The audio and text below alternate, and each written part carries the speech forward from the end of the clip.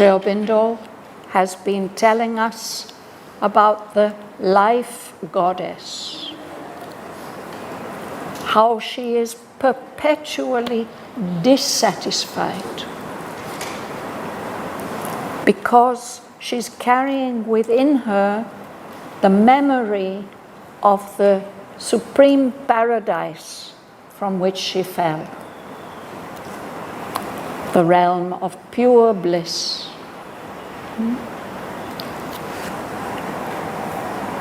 We say she fell, but in a way she descended willingly. She felt the call of matter for the power of life. And so she's poured all her gifts out onto matter. But at the same time, she has been swallowed up by all the darkness and unconsciousness and perversion that is there in matter. And in a very, very poignant way, Sri Aurobindo has described to us what this means, as if this great, powerful, he calls her the great wide-winged angel. She's poured out all her gifts into the material world. And then it's as if she's just a lost child, wandering, he says, looking for paradise. But there she is, she's wandering near the gates of hell. So he has described to us how from that terrible lost state, gradually life has been able to emerge in matter, so that first of all minuscule, tiny, single-celled creatures have emerged. If we saw them, we would think, what use is that? But King Aswapati recognizes that even in these strange, slimy little creatures, there's a great promise, a promise of the future. So then he is shown the next stages, the emergence of the plant world, and then the emergence of the animal realm, and then the coming of something like human beings. He says beings who wore a human form, but they haven't yet got a human consciousness. So they behave in very inhuman ways, brutal, terrible, bestial ways. And then into that realm of crude life emerges a thin stream of mind, like a little current of pure water flowing through sea, through salty water. It's just something very thin and almost indiscernible, but he's able to see it. This first emergence of mind in animal life. We might expect then that Sri Aurobindo would continue to describe to us the development of mind. But he doesn't do that straight away. First of all, he tells us more about life. This canto is called The Kingdoms and Godheads of the Greater Life. Not anymore the little life, but the greater life. And he says that this realm of the greater life, it is something higher than that animal level, and that world, this world of greater life, inspires us with our hopes and aspirations. But within that power of life, there's, as I said at the beginning, this perpetual dissatisfaction. She cannot be satisfied. And we were just last week reading about that.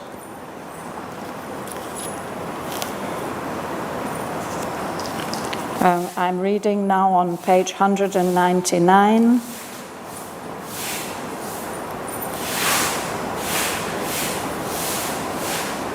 I'm starting on line 929.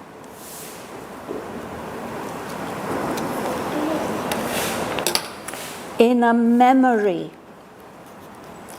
behind our mortal sense, a dream persists of larger, happier air, breathing around free hearts of joy and love,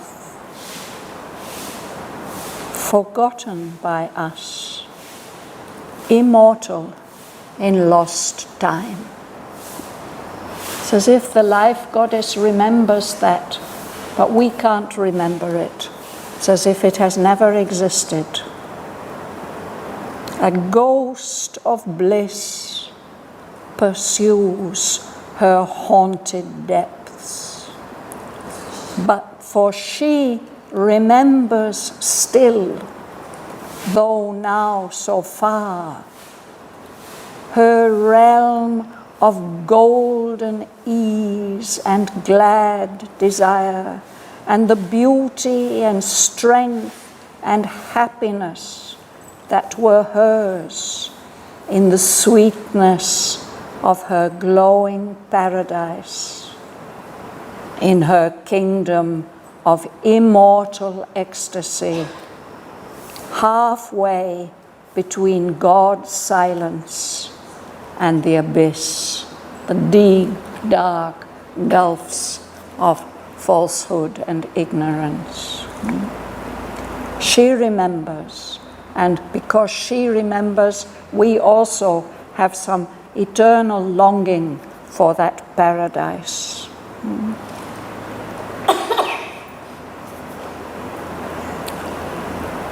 This knowledge in our hidden parts we keep,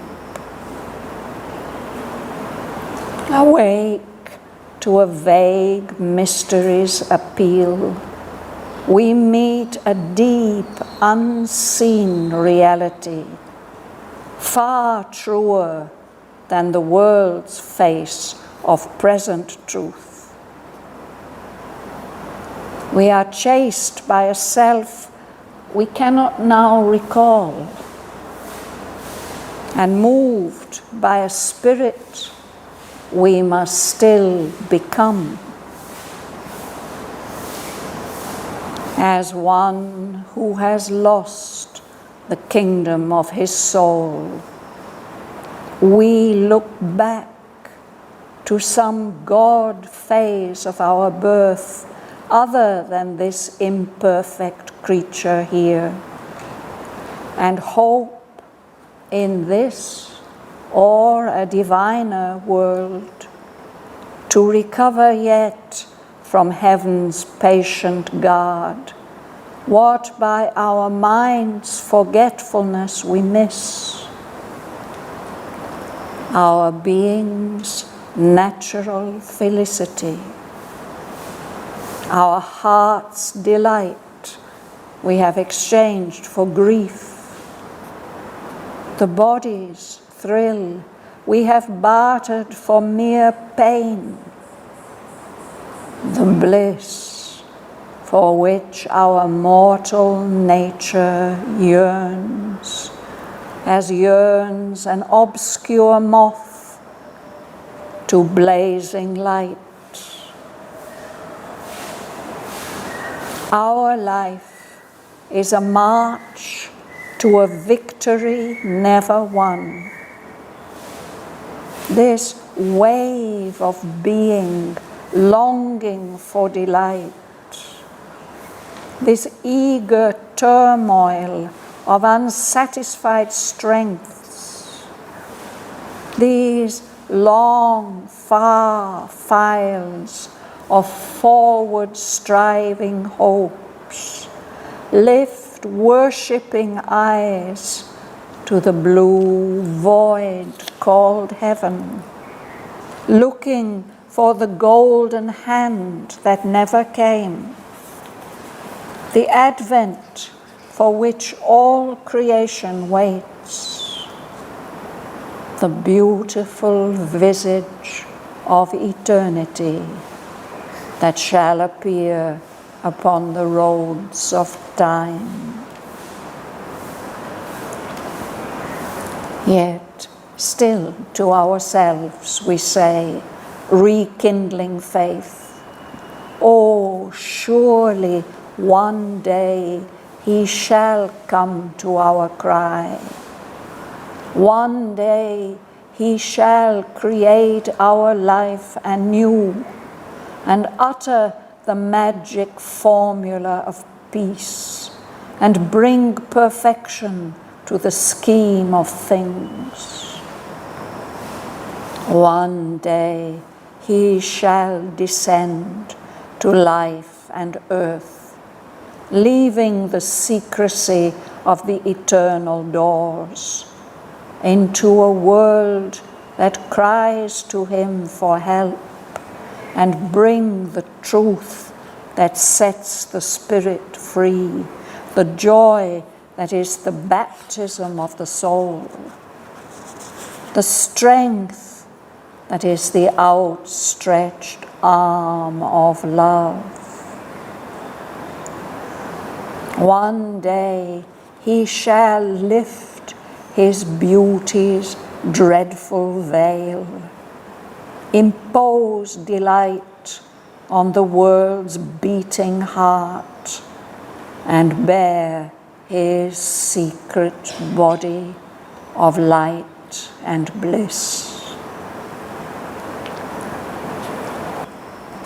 But now we strain to reach an unknown goal. There is no end of seeking and of birth. There is no end of dying and return. The life that wins its aim asks greater aims. The life that fails and dies must live again. Till it has found itself, it cannot cease. All must be done for which life and death were made. But who shall say that even then is rest? Or there repose and action are the same in the deep breast of God's supreme delight. In a high state where ignorance is no more, each movement is a wave of peace and bliss. Repose, God's motionless creative force. Action, a ripple in the infinite. And birth, a gesture of eternity. A sun of transfiguration still can shine, and night can bear its core of mystic light. The self-cancelling, self-afflicting paradox into a self-luminous mystery might change. The imbroglio into a joyful miracle. Then God could be visible here. Here, take a shape. Disclosed would be the spirit's identity. Life would reveal her true immortal face. But now, a termless labor is her fate. In its recurrent decimal of events, birth, death are a ceaseless iteration's points. The old question mark margins each finished page, each volume of her effort's history. A limping yes through the eons journeys still, accompanied by an eternal no. All seems in vain, yet endless is the gain. Impassive turns the ever-circling wheel. Life has no issue. Death brings no release. A prisoner of itself, the being lives and keeps its futile immortality. Extinction is denied its sole escape. An error of the gods has made the world, or indifferent, the eternal watches time.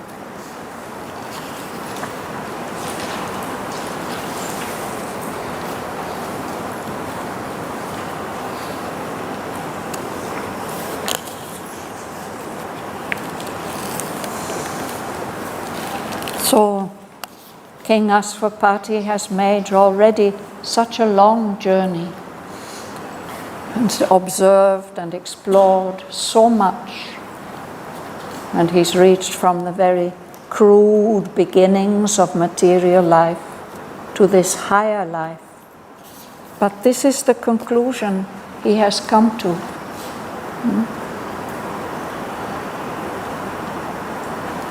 We are not allowed extinction. We have to go on being reborn again and again and again.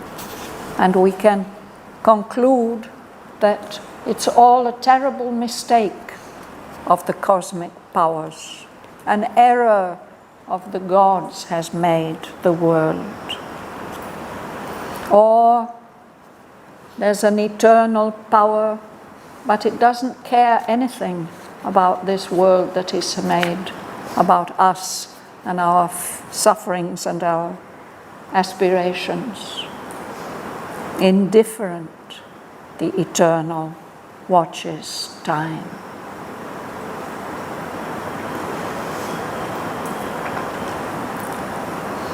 Fortunately, this is not the last canto which is about life. The first canto, which starts exploring the mystery of life, is Canto 3. So we have read 3 cantos now, or we are reading the third one now. We will see that King Aswapati passes through 3 more realms before this mystery of life is in some way solved. And the poet moves on to explore the realms of mind.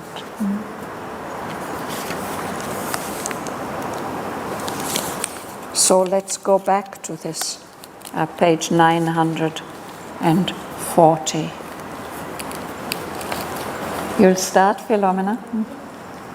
In a memory behind our mortal selves, a dream discusses of larger, happier earth, breathing around free hearts of joy and love, forgotten by us, immortal in love's birth, are those of bliss versus her untold depths. For she remembers still, though now so far, a hidden realm of golden bliss and glad desire, and the beauty and strength and happiness that were hers, in the sweetness of her glowing paradise, in her kingdom of immortal ecstasy, halfway between God's silence and the abyss. Yes. So we too are carrying this memory, but it's somehow hidden behind our mortal sense. Everything that we feel with our senses, our sense of touch and taste and hearing and sight, those sensations are veiling from us that memory, but it's still there in our being.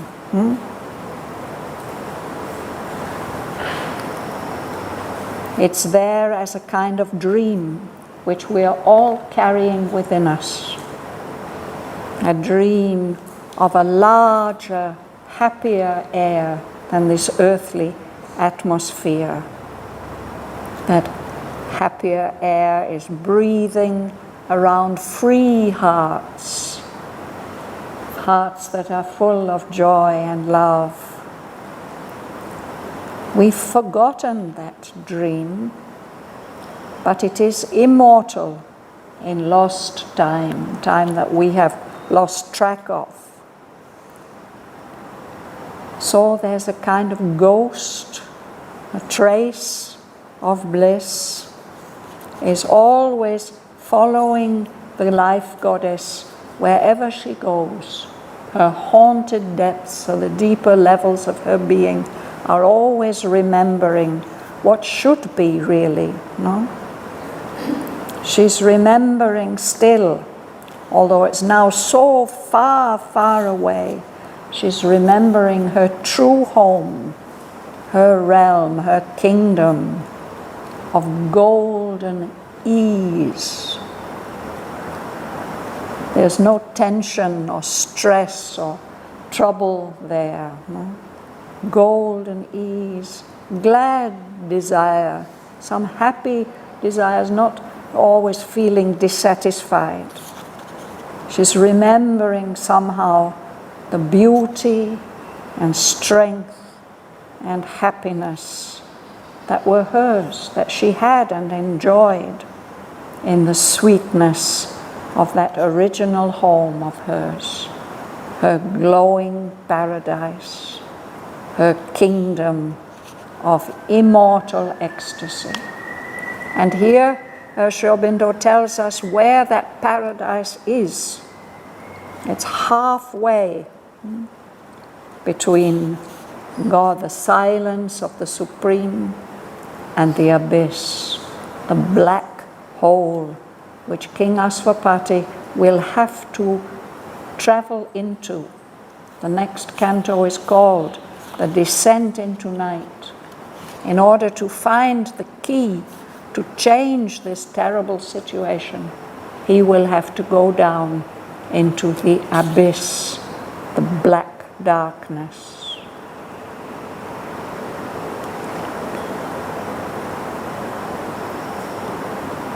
Will you read? This knowledge in our hidden hearts we keep, awake to the very mysteries appear.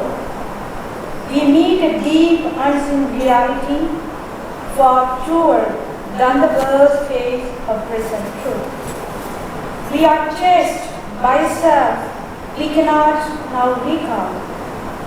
Our moved by spirit, we must still become.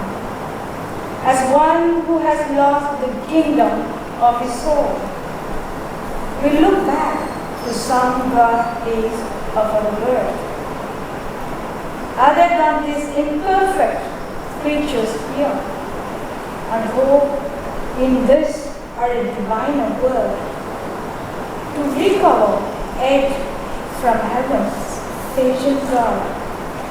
What, by our minds' forgetfulness, we miss our being's natural felicity, our heart's delight, we have exchanged for grief, the body's thrill, we barter for mere pain. The bliss for which our mortal nature yearns, as yearn an obscure mote to blazing light. Thank you. So this knowledge of the origin, the blissful origin of life, it is in us. We keep it in our hidden parts. It is influencing us even though we may not be consciously aware of it. And if we do wake up to the call of that vague mystery, we come into contact with a deep, unseen reality, which is far truer than what we consider to be the reality of the world, the world's face of present truth.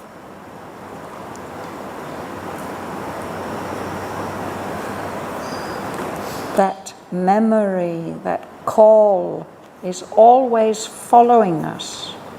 We are chased by a self, our own self, that we can't remember now. And we're being moved by a spirit. There's some spirit is driving us. That's the spirit we must become. It's our future self, but we have not yet become it. But it's as if attracting us, drawing us like a magnet. We are like people who have lost our kingdom, the kingdom, divine kingdom of our soul. But there's this kind of memory and longing which makes us look back to some past time when we were more divine than now, a God phase of our birth, which is quite different from what we are here in this world, this imperfect creature we are here. And because of that attraction and that remembrance, we are hoping that in this world, or if not in this world, in a diviner world, a more divine world, we can find back. Perhaps heaven will give back to us. It's holding on to something. It's patiently guarding some wonderful reward for us. That's what we hope. We long for that we will receive from heaven. This natural felicity of our being, what should be our natural blissful state. We have lost track of that because our mind occupies so much of our attention, and the mind has forgotten about that blissful state. It's forgotten about the delight of our heart, that natural delight of our heart. We've exchanged it for grief and suffering here in this world. The capacity of our body for delight, the body's thrill, he says we've exchanged that, we've bartered it. It's like selling away something. We've exchanged it for mere pain. We've lost the true delight. We've lost the bliss. And yet our mortal nature, this part of us which must die, is yearning for that bliss. We are yearning for it in the same way as a moth. You know what is a moth? Those night butterflies. Yeah? If we light a candle, they are so attracted by that flame, they will fly into it and get burned up. So, as an obscure moth, a little night insect, yearns in blazing light.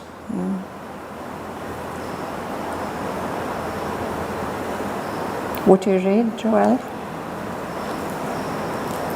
For life is a march to a victory never won. This wave of being longing for delight. This eager turmoil of unsatisfied strength. These long far files of forward striving hopes. Lift worshipping eyes to the blue void called heaven, looking for the golden hand that never came, the advent for which all creation waits, the beautiful visage of eternity that shall appear upon the roads of time. Thank you.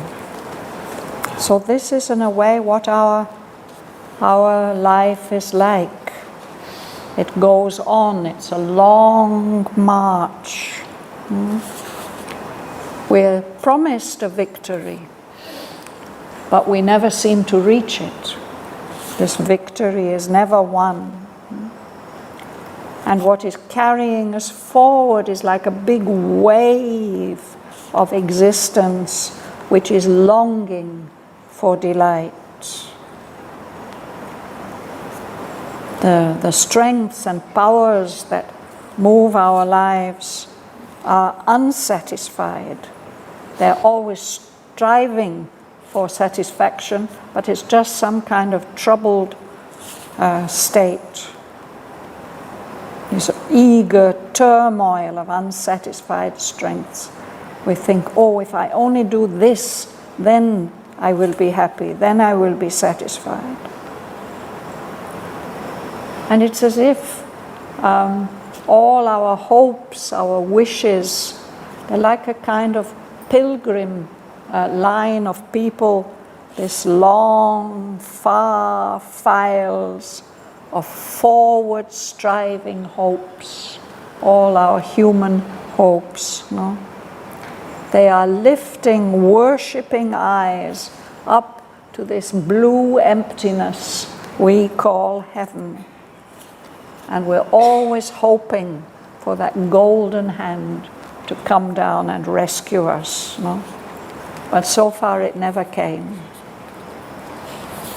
We're waiting for that advent, that coming of the divine being, that advent which all creation is waiting for.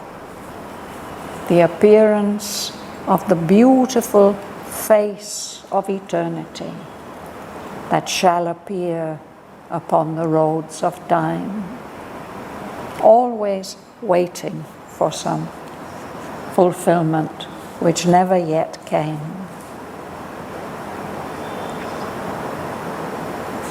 Will you read?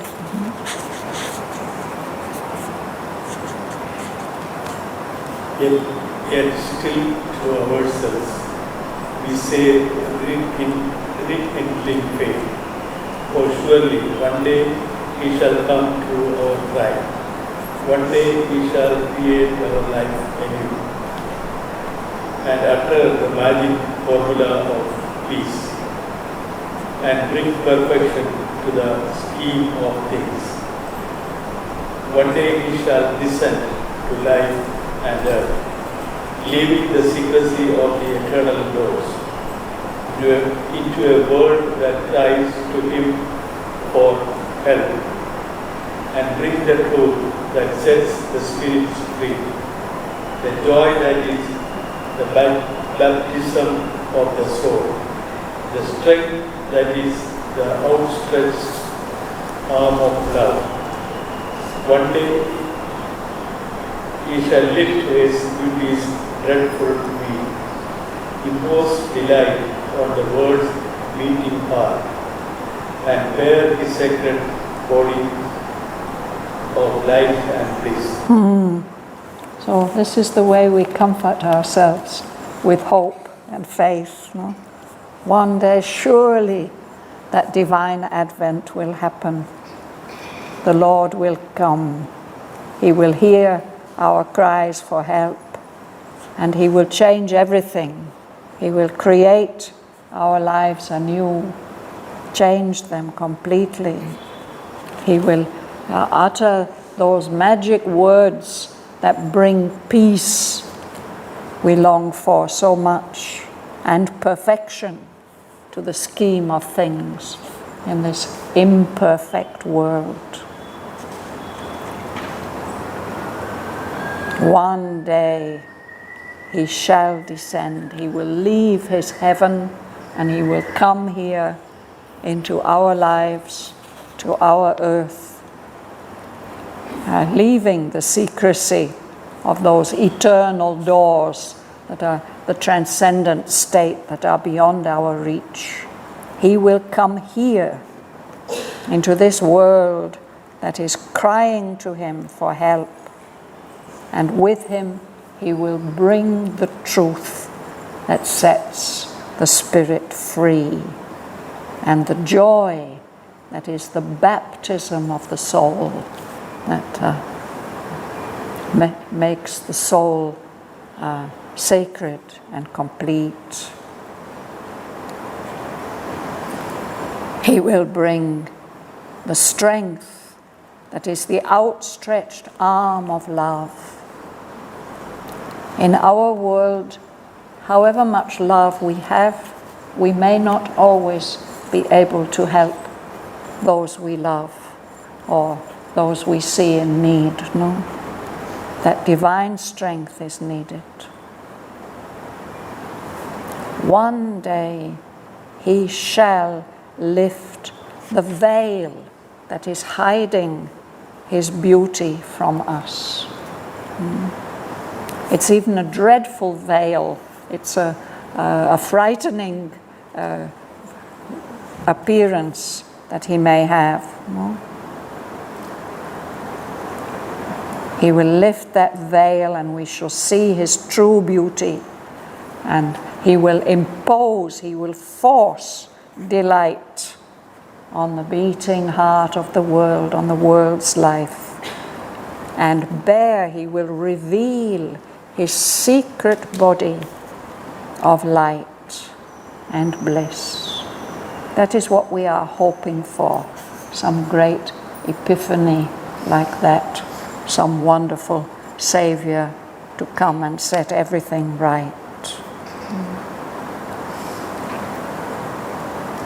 Slava, would you read?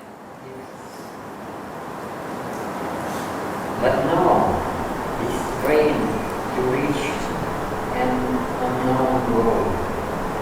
There is no end for seeing and for will. There is no end for dying and the truth. The life that wins its aim thus freedom of aim. There is the fail and dies must lie again until again. Self equals for itself. It cannot Cease, it cannot cease. all must be done what is right and this were made. What you shall say that in them is best, or that with good and action are the same, in the deep grace of God's supreme delight. In a state where His breath is not known,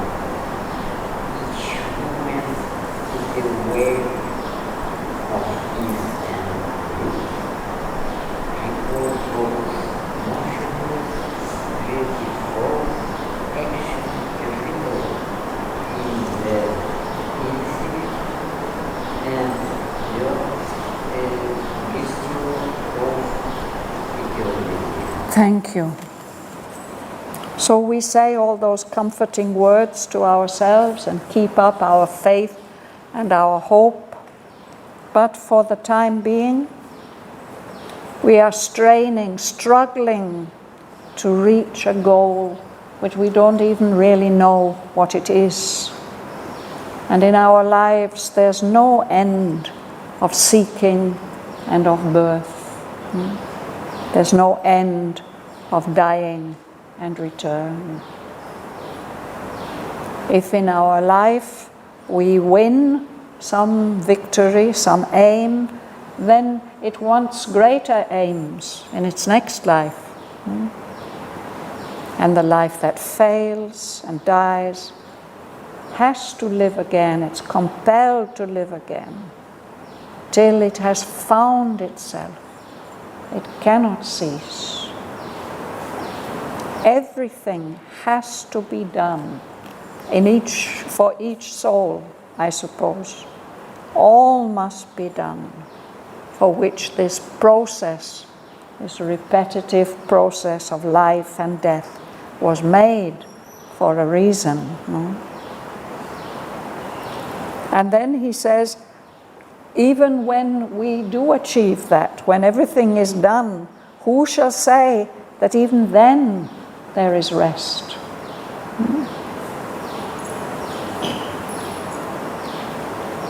Or perhaps there, in the deep breast of God's supreme delight, repose and action are the same.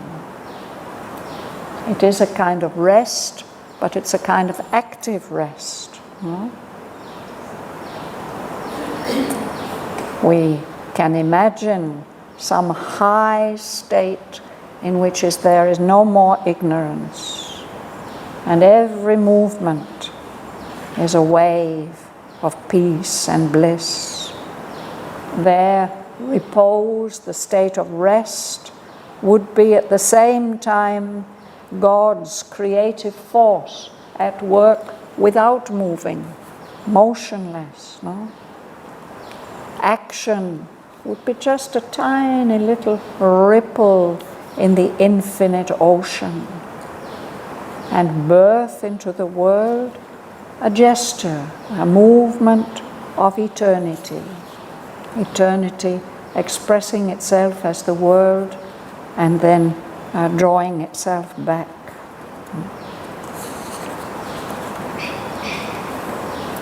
Alexander. The sun of inspiration still can shine, and night can bear the score of mystic light. The self-cancelling, self-afflicting paradise into a self-luminous mystery might change. The imbroglio into a joyful miracle. That God would be visible here take a shape. Disclosed would be the Spirit's identity. Light would reveal a truly mortal face. But now, a terminus labor is perfect.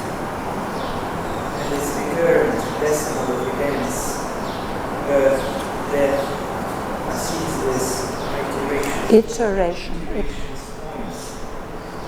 The old question mark margins each finished page, each volume of the endless history. A leaping yes through the eon's journey still, accompanied by an eternal no. All seems in vain, yet endless is the game. Impassive turns the ever-circling wheel. Life has no issue. Death brings no release. A prisoner of itself, the being lives and keeps its futile immortality. Extinction is denied, its soul escape. An era of the gods has made the world more different than eternal watches time. Yes. Perhaps we can imagine or hope that there will be a transfiguring sun of truth that will come and change everything.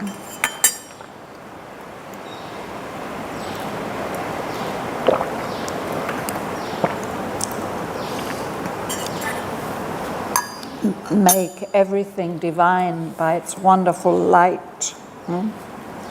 And the darkness of the night of falsehood and suffering can maybe open up and reveal that at its very core, at the very center of it, it is full of light, of mystic light.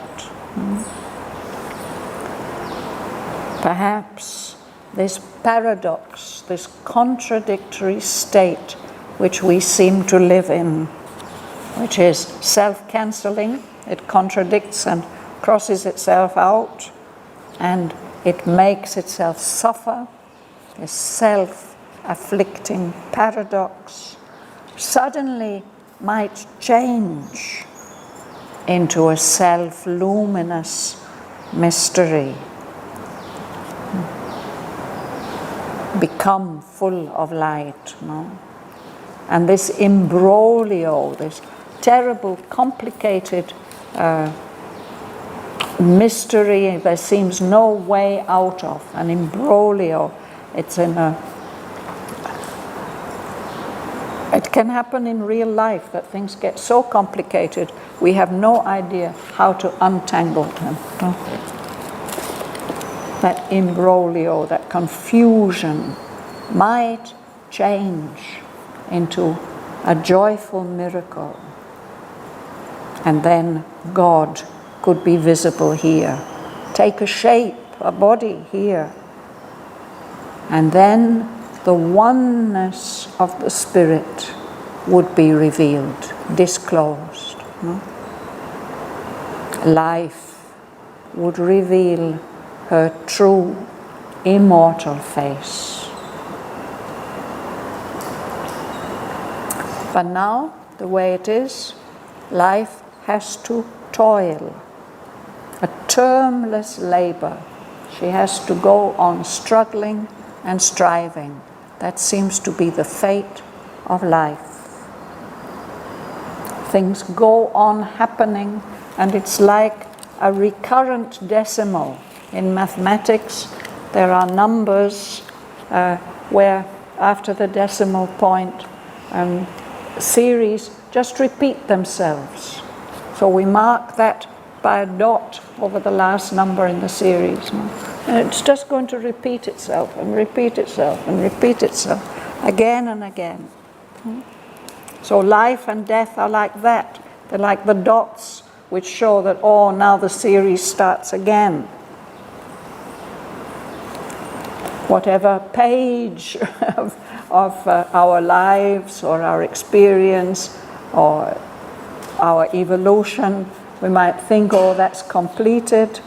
It's still incomplete. There's the same old question mark as in the margin of each finished page. And each volume of each book that records the history of all life's efforts and struggles. What we are left with is this picture of a yes, some affirmation, but it is as if injured. It's limping. A limping yes goes on journeying through the eons, those immensely long periods of time, and along with it travels an eternal no, contradicting even that limping yes. Everything, we can look at life like that everything is in vain. And yet this game, this play of life goes on and on and on. There's this wheel of karma, of consequences, It just goes on turning and turning. Everything goes on. There's no way out of life. Death doesn't help at all. It doesn't help us at all. The being is like a prisoner, keeps its futile immortality. It's immortal, it can't die. But why? Why should it live? There's no escape. One would think the way out might be extinction, melting into nirvana, into some perfect or a state where there's no feelings and no sufferings. But that is not allowed. That would be the only way out, but it's not allowed. So we can come to this conclusion that this whole world is just a big mistake. An error of the gods has made the world. Or all this is just circling on and on and on, and the eternal consciousness is not interested, doesn't care.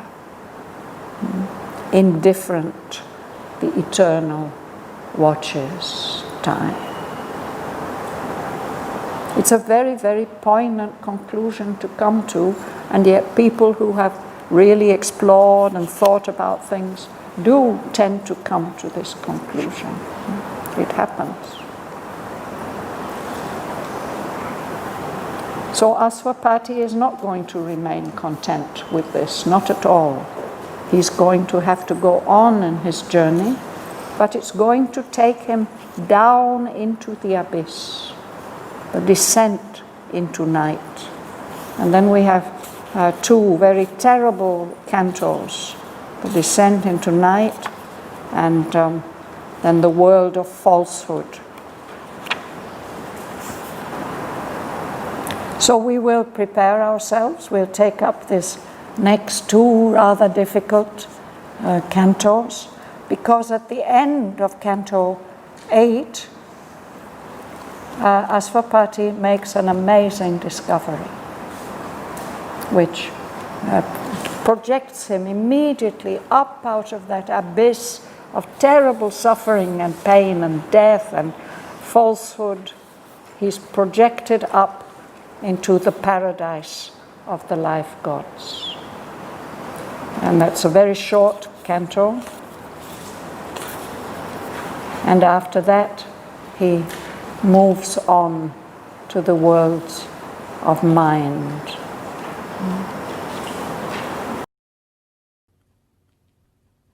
In a memory behind our mortal sense, a dream persists of a larger, happier air, breathing around free hearts of joy and love, forgotten by us, immortal in lost time. A ghost of bliss pursues her haunted depths, for she remembers still, though now so far, her realm of golden ease and glad desire, and the beauty and strength and happiness that were hers in the sweetness of her glowing paradise. In her kingdom of immortal ecstasy, halfway between God's silence and the abyss. This knowledge in our hidden parts we keep, awake to a vague mystery's appeal. We meet a deep, unseen reality far truer than the world's face of present truth. We are chased by a self we cannot now recall, and moved by a spirit we must still become. As one who has lost the kingdom of his soul, we look back to some God phase of our birth, other than this imperfect creature here, and hope in this or a diviner world, to recover yet from heaven's patient guard what by our mind's forgetfulness we miss, our being's natural felicity, our heart's delight we have exchanged for grief, the body's thrill we bartered for mere pain,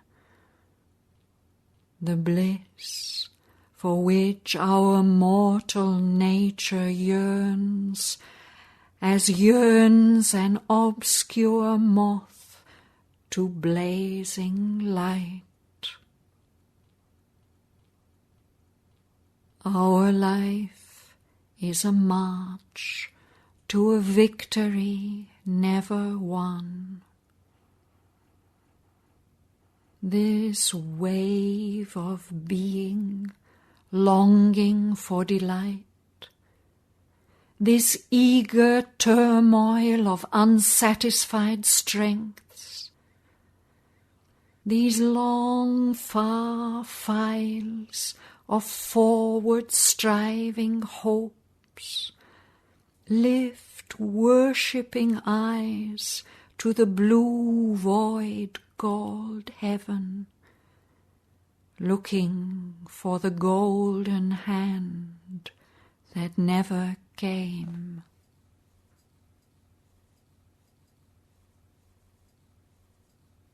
The advent for which all creation waits, the beautiful visage of eternity that shall appear upon the roads of time.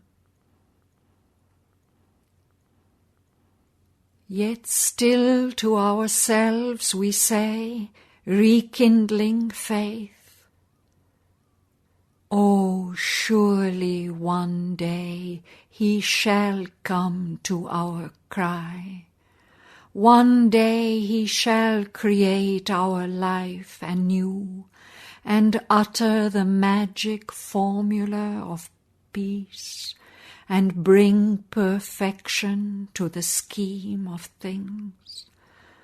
One day he shall descend to life and earth, leaving the secrecy of the eternal doors, into a world that cries to him for help, and bring the truth that sets the spirit free, the joy that is the baptism of the soul, the strength that is the outstretched arm of love.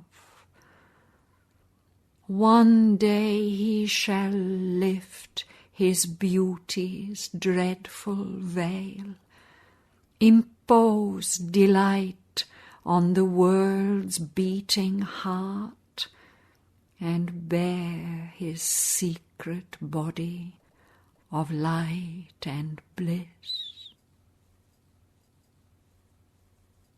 But now we strain to reach an unknown goal.